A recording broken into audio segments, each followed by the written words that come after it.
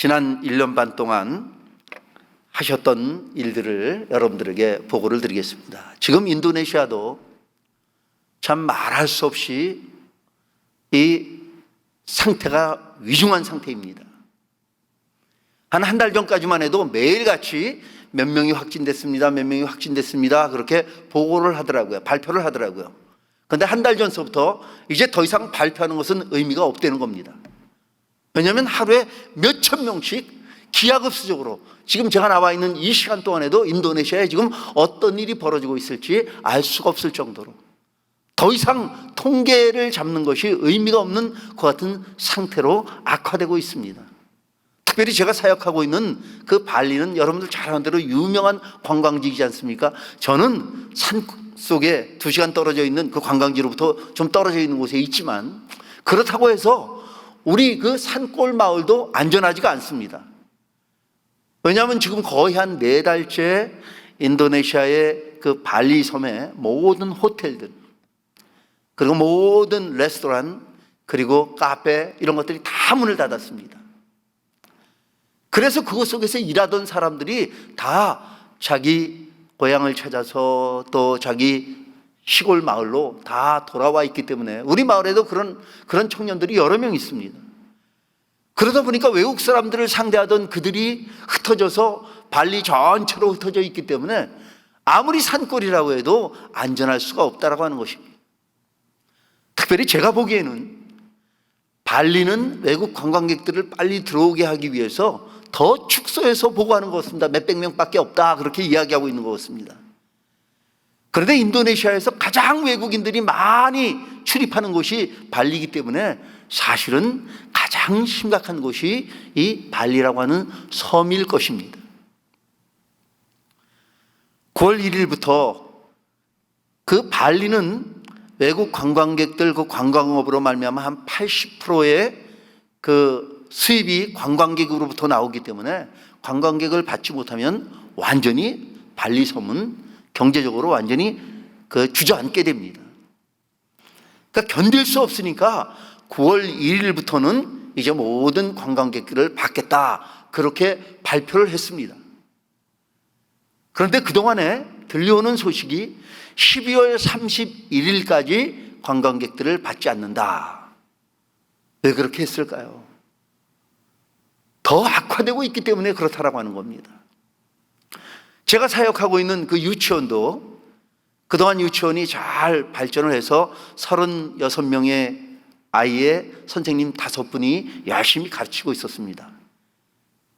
그런데 3달 전서부터 이제 문을 닫고 아이들을 대면할 수가 없기 때문에 거기는 여러분 알다시피 뭐 인터넷 같은 것이 잘 안 돼 있고 그러니까 선생님들이 일주일에 한 번씩 교재를 가지고 가서 집집마다 가가고 방문하면서 나눠주는 그와 같은 사역으로 지금 대치되고 있습니다. 또 그런가 하면 매일같이 있었던 방과후 수업도 지금 중단하고 있는 상태입니다. 물론 키보드를 가르치고 기타를 가르쳤던 음악학교 그리고 영어학교 컴퓨터학교 전부 올 스톱하고 있는 상태입니다. 무엇보다도 안타까운 것은 지난 3월부터 교회가 예배를 드리지 못하고 있었습니다. 여러분들에게 참 보고를 드려야죠. 지난번에 와서 제가 보고를 드릴 때 모든 사역은 다 진행되고 있지만 아직까지 선교관의 그 교회당에서 예배는 드리지 못하고 있습니다. 그렇게 말씀을 드렸었죠. 그런데 제가 작년 3월에 돌아가서 작년 6월 달서부터 이제 예배당에서 본격적으로 예배를 드려서 지금 아이들이 한 8명 그리고 장년이 한 35명 한 40여 명이 매주 예배당에서 예배를 드리고 있습니다.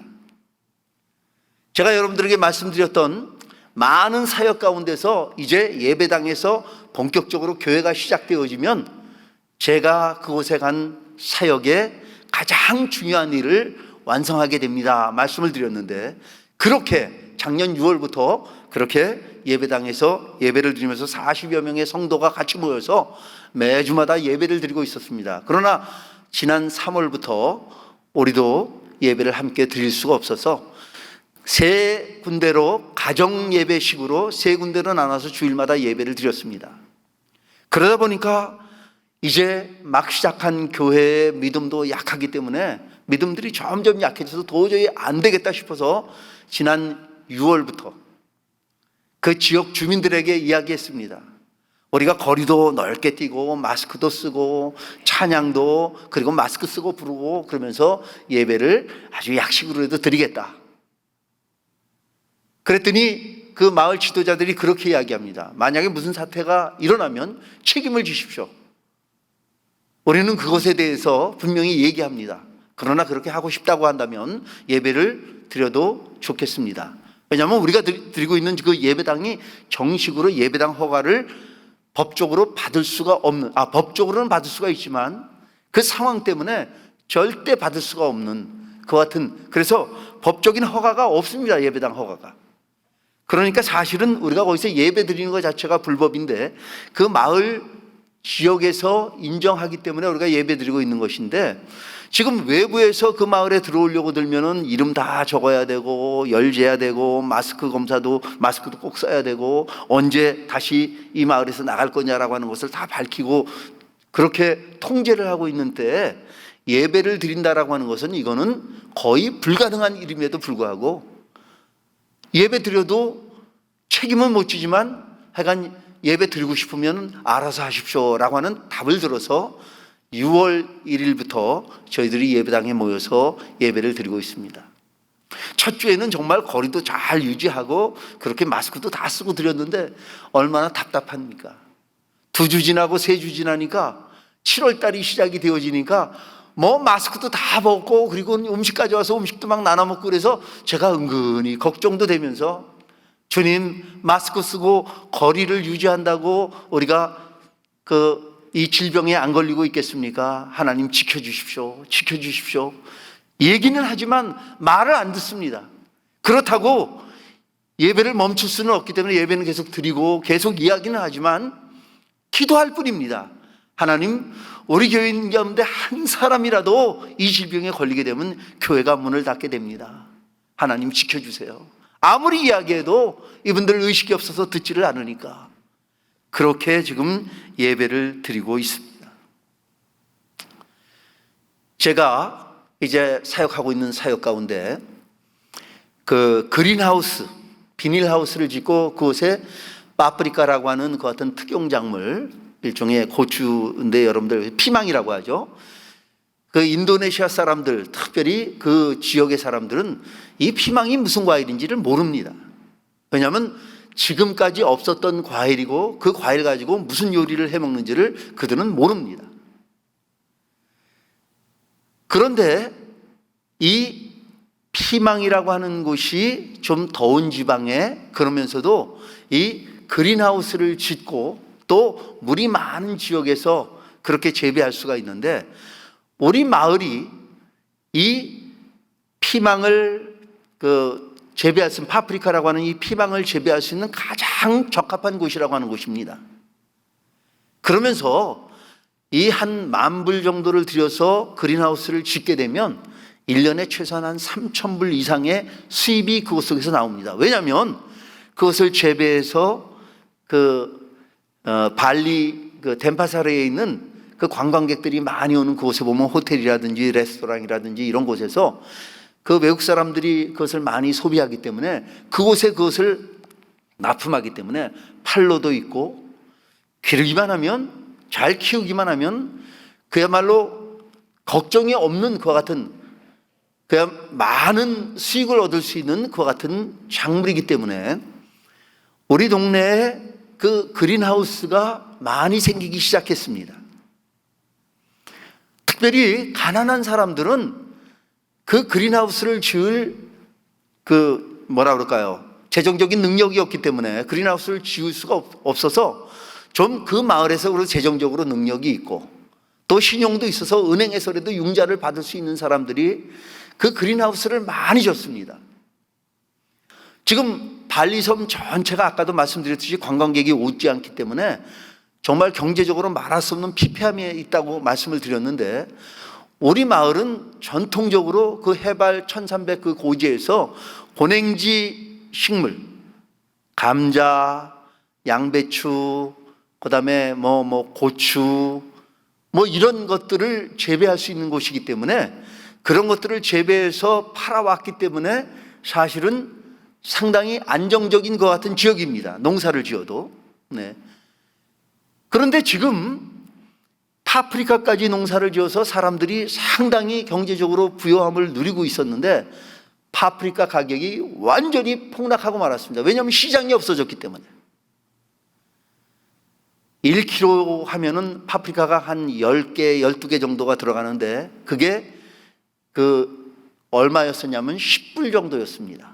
1kg가 10불 정도였었는데 지금 그 1kg가 1불 혹은 80센트 정도로 떨어졌습니다. 그러니까 파프리카 하나에 한 1불씩 하던 것이 지금은 5센트, 8센트, 10센트밖에 안 한다라고 하는 겁니다. 농사를 지으면 지을수록 손해보는 그와 같은 상태가 되고 말았습니다. 그래서 지금 은행에서 빚을 얻어서 그 파프리카 농장을 지었던 사람들은 큰 어려움 속에 있습니다. 또 우리 교인들 가운데 한 14가정 정도 되는데 그 가운데 3가정이 2가정은 호텔에서 일하고 작은 호텔이지만 호텔에서 일하고 한 가정은 관광 가이드를 하고 있는데 그 3가정이 지금 참 어려움을 겪고 있습니다. 그리고 그 마을 안에도 그런 비닐하우스나 이런 데서 일하던 다른 사람 농사를 도와주던 사람들이 이제 완전히 실업자가 된 사람들이 어려움을 겪고 있는 사람들이 많이 있습니다. 그래서 지난 몇 달 동안 쌀, 그리고 식용유, 라면, 설탕 이런 것들을 이렇게 구제품 보따리를 이렇게 만들어서 봉지를 만들어서 약 한 50여 가정에게 이미 전달했습니다. 이번에도 몇몇 분들이 그런 사역을 위해서 가서 사용해 주십시오 해서 또 귀한 선교비를 보태주신 분들이 계시기 때문에 이제 돌아가는 대로 또 계속해서 지금 이 사태가 끝나기까지 얼마 동안 계속되어질 수는 알 수 없지만 정말 그 어려운 분들에게 이렇게 구제품을 전달할 수 있는 생활품이죠. 생필품. 당장 그 사람들이 하루하루 먹고 살아야 할 그 생필품들을 그렇게 나눠주는 사역들을 이제 감당할 생각입니다. 또 어느 교회가 지원을 해서 또 한국에 있는 교회 한 교회 또 이 남가주에 있는 교회 한 교회가 지원을 해서 저희가 지금 그린하우스를 2채를 졌습니다. 그래도 은행에 빚을 내서 그린하우스를 진 것이 아니기 때문에 그 장로님 땅에다가 그린하우스를 져서 그것 속에서 수입이 되면은 이제 교회가 자립할 수 있고 또 장기적으로는 제 선교가 자립할 수 있는 것 같은 사역으로 가기 위해서 이제 도움을 받아서 그린하우스를 2채를 졌습니다. 그래서 한 채에 지금 파프리카를 심어서 파프리카 열매가 잘 열매를 맺히고 있는데 하루아침에 가격이 그렇게 떨어졌기 때문에 제가 지금 한 1kg에 일부러 그 시중 가격보다는 한 5배 정도 비싸게 한 5불 정도에 사줍니다.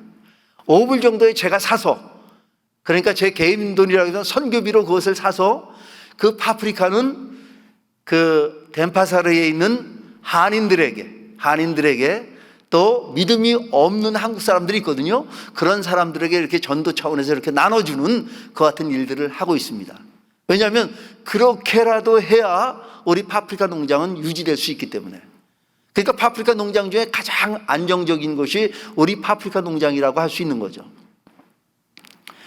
또 한 군데 파프리카 농장을 지었는데 이제 교인들이 그렇게 이야기합니다. 이 파프리카 가격이 너무 떨어져서 이게 수지가 맞지를 않으니까 여기다가는 일반 작물을 심읍시다. 요즘 보니까 고추가 가격이 꽤 높으니까 고추를 심었으면 좋겠습니다. 그래서 제가 오면서 그렇게 얘기했습니다. 그러면 일단은 이 사태가 끝나기 전까지는 그러면 고추를 심도록 해라. 그래서 지금 아마 고추 묘종이 심어져서 지금 자라고 있을 겁니다. 어쨌든 전체적으로 너무나 그 어려운 상태에 있는데, 그러나 그것은 어떻게든 시간이 지나고 또 하나님의 도우심을 따라 해결될 수 있는 일들입니다.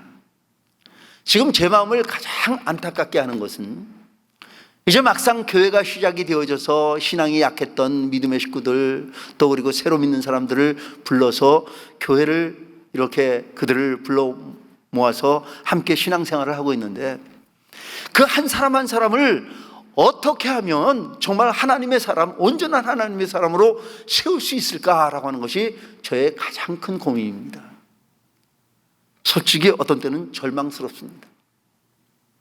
한 분이 이제 교회에 합류했습니다. 근데 그분이 오셔서 그런 이야기를 합니다. 제가 이 지역에서 첫 번째 크리스찬입니다.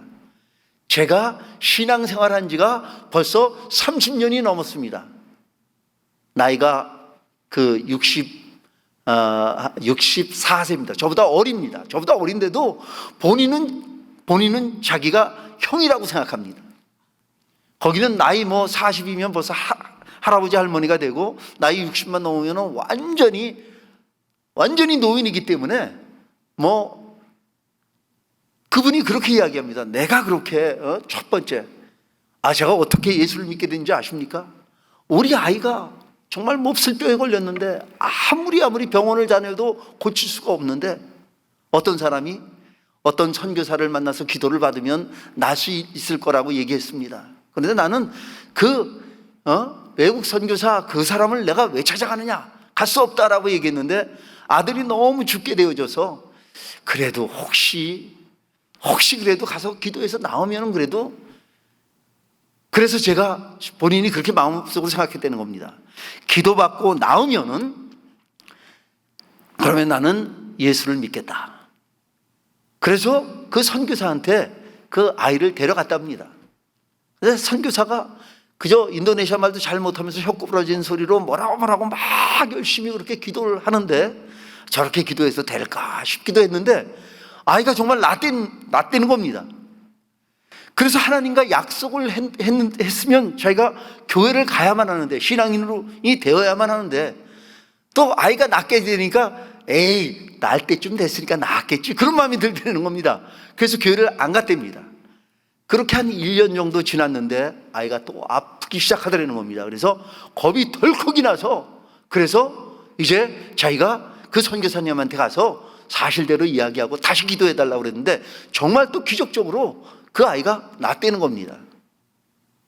그런데 한참 지나고 난 후에 자기한테 그 선교사한테 가서 기도를 받으라고 한 사람은 그냥 그 선교사가 신의 은사가 있는 사람이 아니라는 겁니다.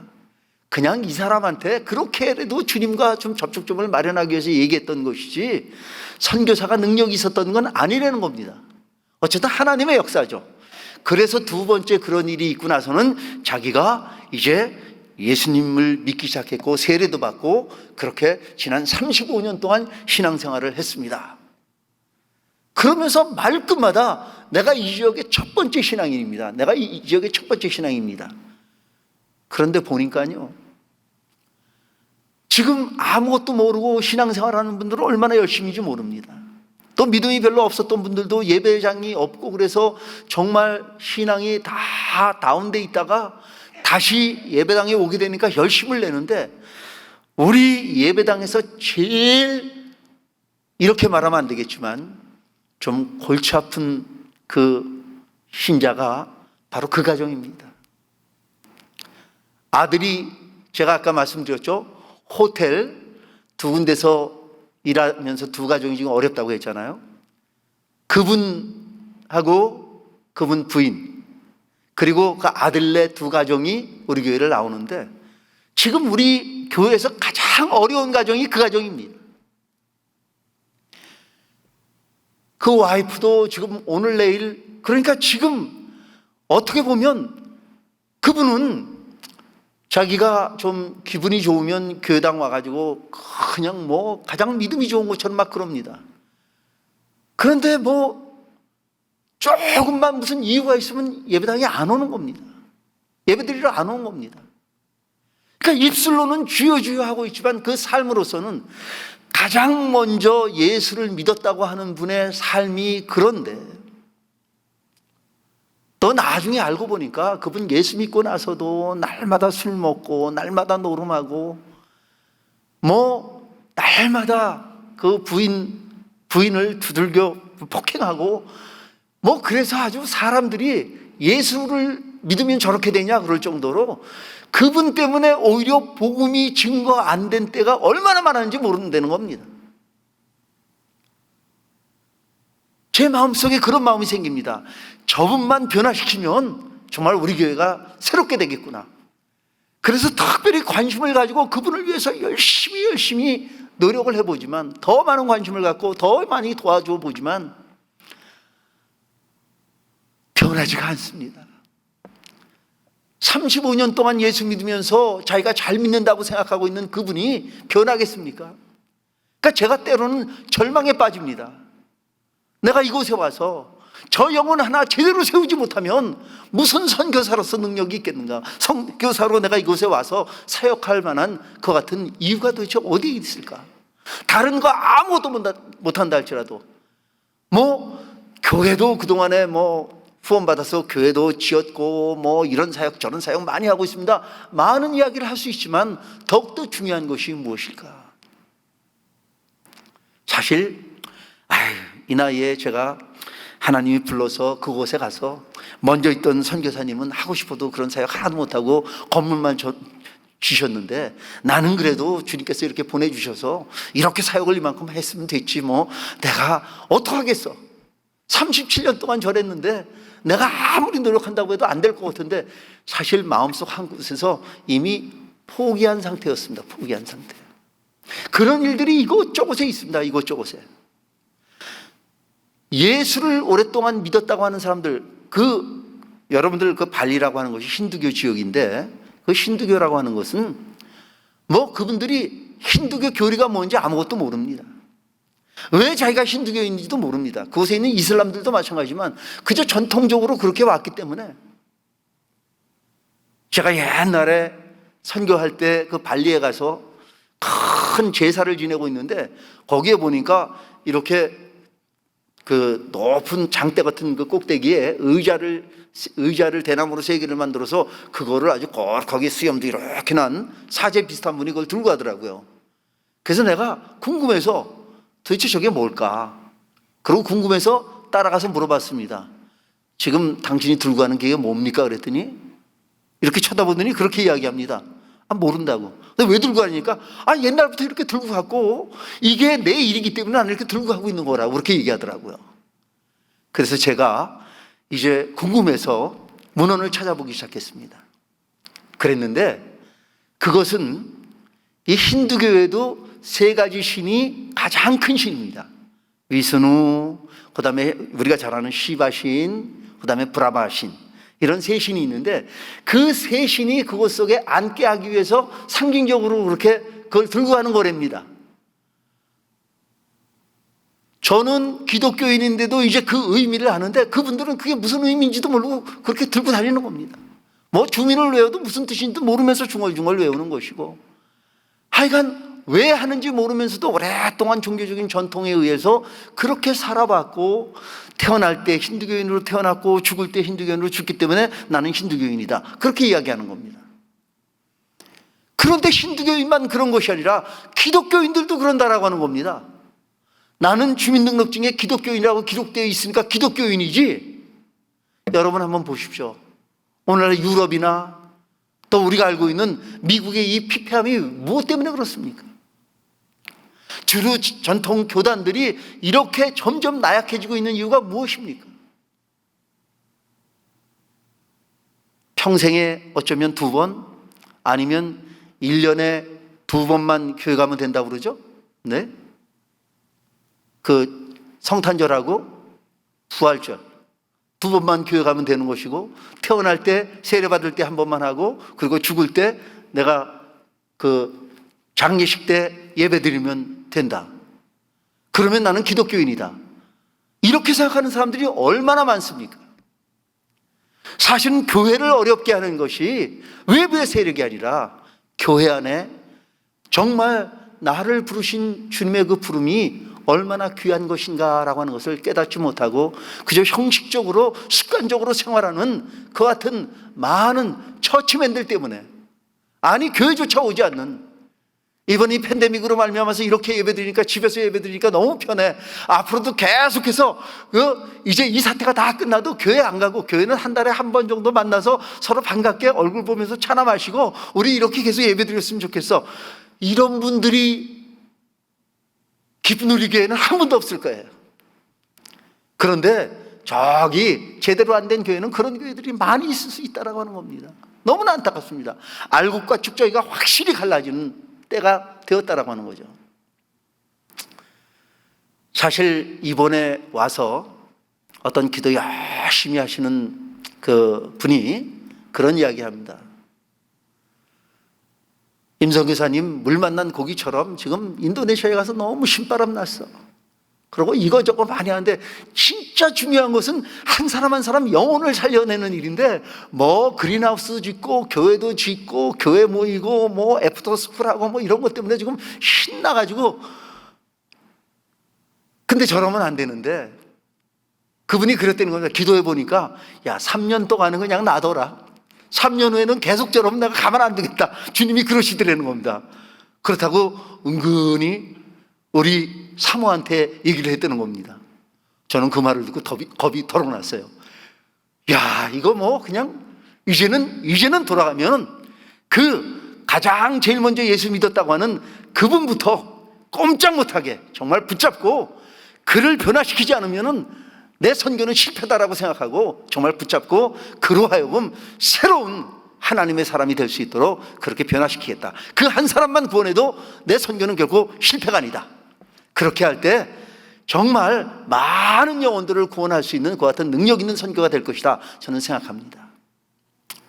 시간이 많이 되었기 때문에 이제 여러분들에게 기도 제목을 좀 부탁을 드릴까 합니다.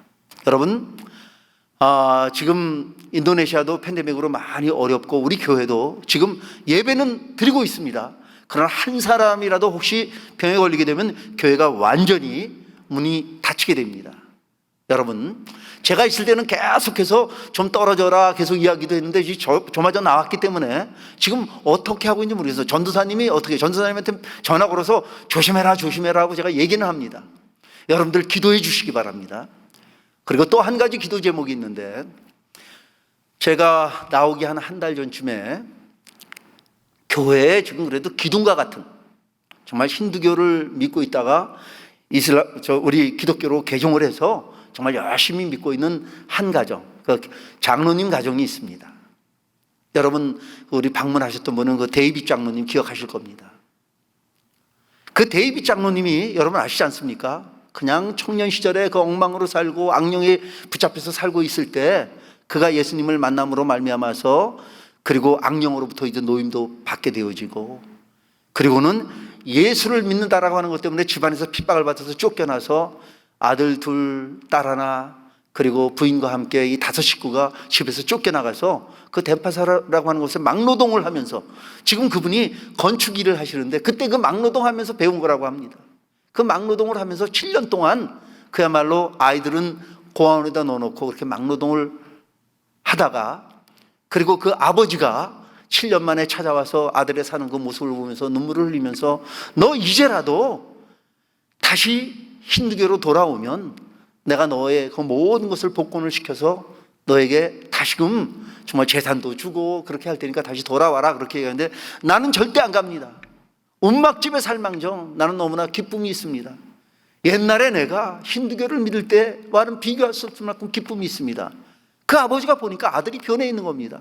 그렇게 망나니 아들 술만 먹고 날마다 동네 사람들 때리고 어디서 뭐 권총 하나 구해갖고 와서 사람들 막 권총으로 협박하던 그 아들이 완전히 새 사람이 되어 있는 것을 보면서, 그렇다고 한다면, 그러나 손자 손녀들이 고아원에 들어가 있는 걸 보면서 너무 마음이 아프잖아요. 그러니까 그러면 이제 다시 돌아와라. 단 조건이 있는데,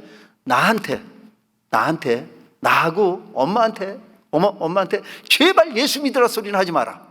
우리는 힌두교 믿을 테니까 너는 네 신앙을 지키고 우리는 우리 신앙을 지키자.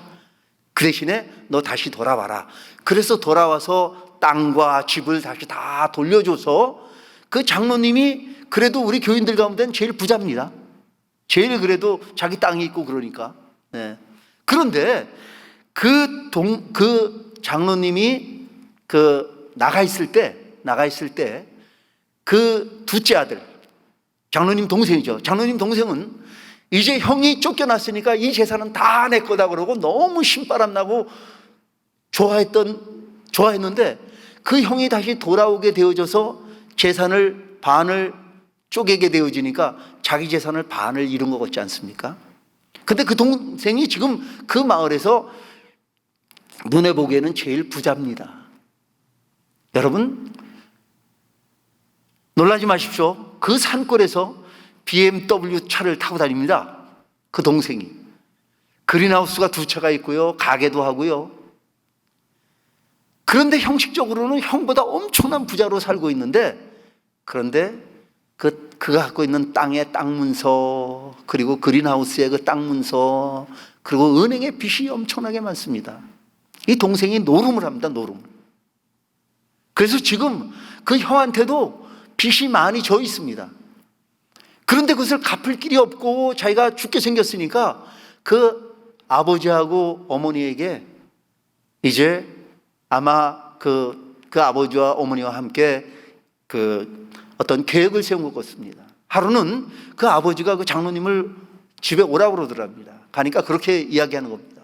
야, 이제라도 너 힌두교를 믿어야 된다. 아닙니다. 저는 못 믿겠습니다. 그러니까 뭐라고 얘기하냐면, 그러면 네가 갖고 있는 재산 다 내놔라. 그러더라는 겁니다. 내가 죽으면은 장례도 치러야 되고 제사도 해야 되는데 힌두교를 믿는 네 동생이 다 알아서 해줄 거기 때문에 우린 재산을 그 동생한테 다 줘야 되겠다. 그러더라는 겁니다. 아니, 어떻게 약속이 틀리지 않습니까? 어떻게 그럴 수 있습니까? 그러니까 아니, 하여간 어쨌든 그래. 나중에 알고 보니까 그 동생이 아버지하고 엄마한테 자기가 죽게 생겼으니까 형 재산 도로 다 자기가 갖게 해달라고 그렇게 해서 그런 사단이 벌어진 겁니다. 그래서는 장로님이 그렇게 얘기했던 겁니다. 나는 절대 그 자녀들하고 모아서 그 아들들이 벌써 다 커서 장가를 갔습니다. 손자가 있습니다. 나이는 49밖에 안 됐지만 이미 할아버지입니다. 가족회의를 모아서 할아버지가 이렇게 얘기하는데 너희들은 어떻게 생각하냐니까 우리는 아버지가 하시는 대로 하겠습니다. 아버지 따라서 우리는 믿음 지키겠습니다. 그래서 그래, 그럼 우리 재산 다 돌려주더라도 우리 믿음 지키자. 그리고 아버지한테 얘기했다는 겁니다. 이 빈 땅에다가 우리가 이렇게 집을 졌고 그린하우스를 2채나 줬으니까 그거를 돈을 돌려주십시오. 우리는 딴 데 가서 조그만 땅이라도 사서 다시 시작하겠습니다. 그런데 보십시오. 지금 그 어려움 속에서도 그 장로님은 지금 건축해야 할 일이 2년치 일이 지금, 그것도 정말 요즘 그 건축을 안 합니다. 그런데 우리 동네 그 산 속에다 어떤 사람이 별장을 2채를 짓는다고 하면서 2년 동안 쉬지 않고 일을 해야 할 만큼, 그러니까 이 팬데믹 사태로 말미암아 장로님은 어려움이 하나도 없는 겁니다. 그런 상태가 된 겁니다. 그런데 갑자기 이런 일이 생긴 겁니다. 그래서 저보고 기도해달라고 그러면서 그렇게 이야기하는 겁니다. 믿음 지킵시다. 그러고 기도합시다. 근데 그 아버지하고 동생이 다 뺏기는 미안하니까 그러면 그린하우스가 지어져 있는 그 땅하고 살고 있는 그 집은 형의 이름으로 해주겠다. 형의 이름으로 하자. 그렇게 됐다는 겁니다. 근데 이름이 아직도 문서에는 아버지 이름으로 돼 있기 때문에 제가 나올 때 앞으로 보름 안에 그 땅도 조금 있다가 동생이 마음 변하면 또 내놓으라고 할 수 있으니까 그거만큼이라도 내 이름으로 바꾸겠습니다. 그 작업을 하겠습니다 해서 그거 빨리 하십시오. 그러고 나왔습니다. 지금 다 끝났는지 안 끝났는지 모르겠어요. 그게 어떻게 돼 있는지. 어쨌든 제가 그동안 1년 반 동안 여러분들 그 부분 말씀드렸지만 제가 선교지에서 돌아가고 나니까 그냥 말로 그 부엌에 모든 장들이 다 떨어져서 그릇의 한 90%가 완전히 박살이 나서 그것만 치우는 데서 3일이 걸렸습니다. 그래서 그것을 수리하는 가운데 전기선에 잘못 감전이 돼서 그야말로 지금도 여기 흉터가 2군데 있습니다. 감전이 돼서 220V인데 그것도 싱크대에 올라가서 작업하다가 감전이 돼서 떨어지면 밑에 그 타일 바닥에 제 머리가 부딪히면 그야말로 하나님 앞에 갈 수도 있는 것 같은 상황이었는데 정말 기도하면서 주여 주여 하면서 간신히 그런 일들, 또 잠깐 외출하고 한 1시간 만에 돌아왔는데 수도관이 파열이 돼가지고, 근데 그 수도관 파열된 곳을 보니까 누가 면도칼로 꼭 자른 것 같습니다. 그렇게 파열이 될 수가 없는 거예요. 면도칼로 자른 것처럼 파열이 돼 있더라고요. 그래서는 집에 막 수도가 터져 나와가지고 집에 있는 그 마루장이 두 배처럼 떠 있습니다. 저희 집이 2층인데 건물이 안 무너진 게 신기할 정도로, 그럴 정도로 그런 일들이 있었습니다. 제가 교인들한테 이야기합니다. 왜 이런 일들이 계속 있느냐고 그랬더니 장로님이 그렇게 이야기합니다. 이 동네에 있는 블랙매직을 쓰는, 이 힌두교 사제는 사촌형이고 블랙매직을 쓰는 사람들이 한 10명 있는데 그 힌두교 밑에 부제로 있어. 그러니까 사제 밑에 부제로 있는 사람들인데, 물을 다스리는 사람, 불을 다스리는 사람, 뭐 나무를 다스리는 사람, 땅을 다스리는 사람, 그러니까 사제는 그 전체를 다 마음대로 하는 거고, 그 부제들은 우리가 무슨 뭐 애들 만화에서 보듯이 너는 물을 다스려라, 너는 땅을 다스려라, 뭐 이렇게 다 그 맡아 있는 사람들이, 이 사람들이 다 블랙매직을 쓰는 사람들이죠. 그 사람들이 계속해서 먼저 있던 선교사님도 병들게 해달라고, 쫓겨가게 해달라고 계속 기도해서, 그렇게 그분이 사역도 하나도 할 수 없었고 시름시름 아팠다는 겁니다. 지금도 이 임선교사의 생명을 위해서 그들이 열심히 정말 악령으로 그렇게 기도하고 있다는, 주술을 걸고 있다는 겁니다.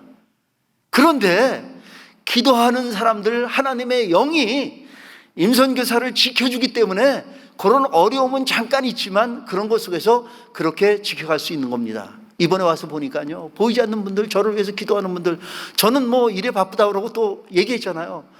이거 이제 이제 물 만났구나 그래서 신바람 나가지고 기도하는 것도 잊어버리고 뭐 잘 되고 있으니까요. 그런데 그런 어려움 속에서 저를 지켰던 것이 여러분들의 많은 기도 때문이었지 제 기도가 아니었다라고 하는 것을 느낍니다. 이제는 돌아가서 열심히 기도하겠습니다. 약속합니다. 어쨌든 그런 일들, 여러분들이 기도해 주시지 아니하시면 제가 그것 속에서 사역을 감당할 길이 없습니다. 그 장로님, 아까 말씀드린 그 데이비 장로님이 흔들리면 우리 교회가 다 흔들립니다.